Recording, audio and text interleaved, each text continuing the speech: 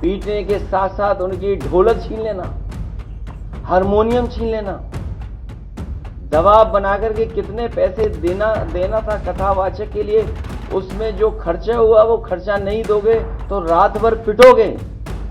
उत्तर प्रदेश के इटावा जिले के दादरपुर गांव में कथावाचक से बदसलूकी का मामला तूल पकड़ता जा रहा है। एक ओर जहां इस मामले में राजनीति तेज हो गई है, तो पक्ष और विपक्ष दोनों तरफ से जुबानी तीर भी खूब चल रहे हैं। जहां एक तरफ समाजवादी पार्टी के अध्यक्ष और उत्तर प्रदेश के पूर्व मुख्यमंत्री अखिलेश यादव ने आरोप लगाया कि बीजेपी सरकार असंवैधानिक काम का समर्थन करती है, तो वहीं यूपी के डिप्टी सीएम केशव प्रसाद मौर्य ने पुराने सपा राज की याद दिलाते हुए अखिलेश यादव पर तंज कस दिया। सपा प्रमुख ने इटावा में यादव समाज के कथावाचक का सिर मुंडाकर अपमानित किए जाने की घटना का जिक्र करते हुए मीडिया में कहा था कि बीजेपी की मानसिकता हमेशा ही पीडीए के खिलाफ रही है। कई बार जानकारी हम लोगों को देते हैं कि समाज में जो घटनाएं हो रही हैं, भारतीय जनता पार्टी उनका पॉलिटिकल लाभ लेने के लिए घटनाएं होने देना चाहती है। भारतीय जनता पार्टी, इनकी सरकार में बैठे लोग न्याय देने लगे और निष्पक्ष कार्रवाई करने लगे तो बहुत सारी घटनाएं होंगी नहीं, बहुत सारे गरीब लोगों को न्याय मिल जाएगा। इस सरकार का रवैया क्या है, इस सरकार का रास्ता क्या है? कई मौकों पर मैंने कहा यह सरकार हार्टलेस है, अनडेमोक्रेटिक है और हर वो काम अनकॉन्स्टिट्यूशनल उसको सपोर्ट करती है। बाबा साहब भीमराव अम्बेडकर जी का संविधान, उसकी प्रस्तावना, केवल प्रस्तावना के तहत ही अगर सरकार फैसला लेने लगे तो हमारे गरीब, गांव में रहने वाले लोग, पीडीए परिवार के लोग, दलित, पिछड़े, अल्पसंख्यक और जिनके साथ अन्याय हो रहा है उनको न्याय मिलने लगे, उनका सम्मान होने लगे। इस सरकार में बैठे लोग लगातार अन्याय करा रहे हैं। वो प्रभुत्ववादी लोग, वर्चस्ववादी लोग, प्रभुत्ववादी लोग लगातार पीडीए परिवार के लोगों को डरा रहे हैं, धमका रहे हैं, अपमानित कर रहे हैं। सोचने का सवाल यह है, भागवत कथा सबके लिए है, भागवत कथा सबके लिए है। जब सब सुन सकते हैं तो सब बोल क्यों नहीं सकते? भागवत कथा अगर सबके लिए है, सब सुन सकते हैं तो सब बोल क्यों नहीं सकते हैं? भगवत कथा भगवान कृष्ण से जुड़ी है। अगर सच्चे कृष्ण भक्तों को ही भगवत कथा कहने से रोका जाएगा, भागवत कथा तो भगवान कृष्ण से जुड़ी है। अगर सच्चे कृष्ण भक्तों को ही भागवत कथा कहने से रोका जाएगा तो कोई ये अपमान क्यों सहेगा? क्यों सहेगा कोई अपमान?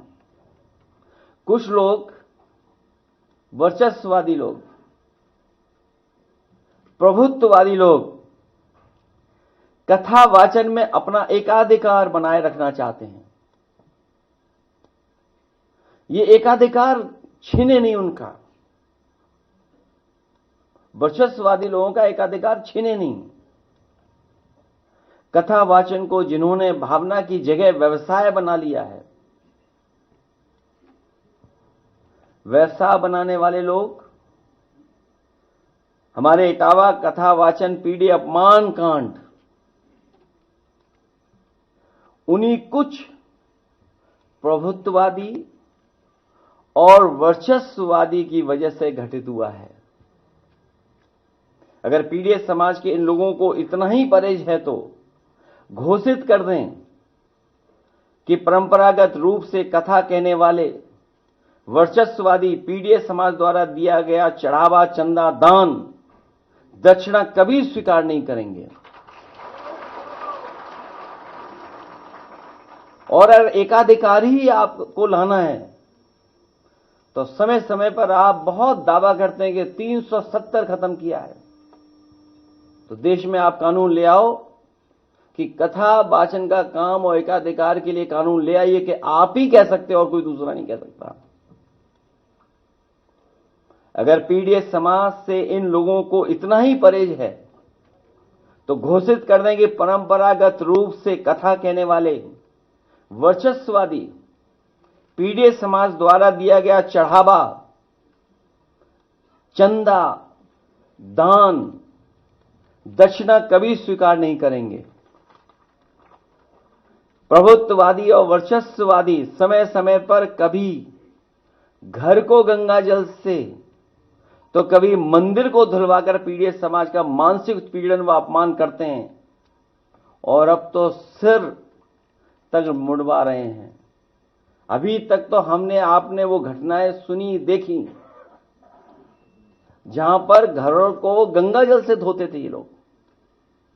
अगर कोई पीड़ित परिवार का मंदिर चला जाए तो मंदिर को गंगा जल से धोते हैं।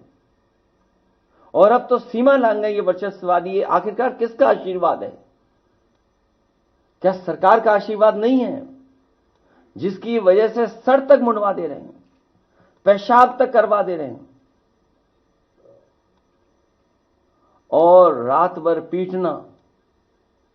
पीटने के साथ साथ उनकी ढोलक छीन लेना, हारमोनियम छीन लेना, दबाव बनाकर के कितने पैसे देना था कथावाचक के लिए, उसमें जो खर्चा हुआ वो खर्चा नहीं दोगे तो रात भर पिटोगे, अगर पैसा दे दोगे तो बचोगे। आखिरकार ये वर्चस्ववादी और प्रभुत्ववादी लोग इतनी ताकत कहां से पा रहे हैं? अब जहां एक तरफ अखिलेश यादव का बयान सुर्खियां बटोर रहा है, तो वहीं इस बयान पर उत्तर प्रदेश के डिप्टी सीएम केशव प्रसाद मौर्य ने प्रतिक्रिया दी है। उन्होंने 35 साल पुरानी घटना का जिक्र करते हुए सपा चीफ पर निशाना साधा। सोशल मीडिया साइट पर डिप्टी सीएम ने लिखा, जिन लोगों ने व्यासपीठ पर विराजमान आचार्य का अपमान किया है उनके खिलाफ कानूनी कार्रवाई की जा रही है, परंतु 1990 में श्री राम का नाम लिया तो सपा सरकार ने राम भक्तों पर गोलियां चलवाई। कांवड़ यात्रा में शिव भक्तों के भजन कीर्तन पर रोक लगा दी गई थी। तब न राम भक्ति याद आई न श्रद्धा की कद्र। आज श्रीमद् भागवत गीता कथा पर दिखावा कर रहे हैं। अखिलेश यादव जी समाज को बांटकर वोट बैंक की राजनीति कर रहे हैं। ये भगवान की भक्ति नहीं, सिर्फ पाखंड और अवसरवाद है। इनकी कोई भी साजिश सफल नहीं होगी। गुंडों की संरक्षक सपा 2027 में बनेगी समाप्तवादी पार्टी। आपको यहाँ बताते चले कि ये पूरी घटना यूपी के इटावा जनपद की है, जहां दादरपुर गांव में 22 जून को यादव कथावाचकों और उनके साथियों के साथ मारपीट की गई, जिनके वीडियो सोशल मीडिया पर वायरल है। कानपुर के कथावाचक मुकुटमणि सिंह के मुताबिक गांव के ब्राह्मणों ने पहले उनकी जाति पूछी। जब उन्होंने बताया कि वो यादव बिरादरी से हैं तो उन पर दलित होने का आरोप लगाते हुए धमकाया, सिर मुड़वाया और नाक तक रगड़वाई। हालांकि इस मामले के तूल पकड़ने के बाद गांव वालों की तरफ से ये बात कही गई कि कथावाचकों ने महिलाओं के साथ अभद्र व्यवहार किया। साथ ही कथावाचक के 2 अलग अलग नामों के आधार कार्ड भी पाए गए, जिसमें एक में उनका नाम मुकुट सिंह और दूसरे में मुकुटमणि अग्निहोत्री लिखा था। अब इस पूरे प्रकरण में कौन सच बोल रहा है, कौन झूठ, इसका पता तो पुलिस ही लगाएगी, मगर इसकी वजह से यूपी की सियासत खासी गरमाई हुई है। एनबीटी ऑनलाइन की रिपोर्ट।